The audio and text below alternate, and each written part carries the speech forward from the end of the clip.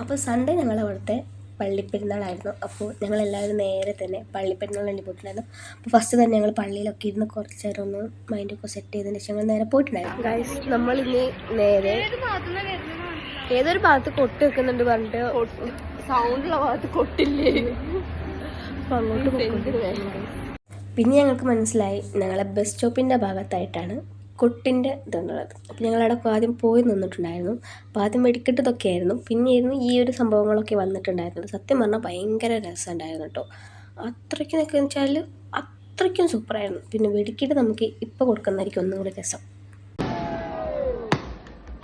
വെടിക്കെട്ടല്ല, Chinese. പിന്നെ അവിടെ ബാൻഡുകളൊക്കെ ഉണ്ടായിരുന്നു.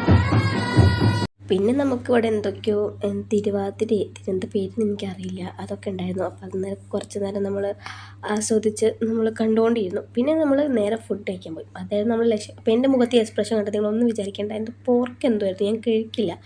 അതായിരുന്നു സത്യം പറഞ്ഞുള്ള പ്രശ്നം. പിന്നെ അത് കഴിഞ്ഞപ്പോഴത്തേനും ശിങ്കാരിമേളം ഉണ്ടായിരുന്നു. ശിങ്കാരിമേളം കഴിഞ്ഞപ്പോൾ ഞങ്ങൾ നേരെ വീട്ടിലോട്ട് പോയിട്ടുണ്ടായിരുന്നു.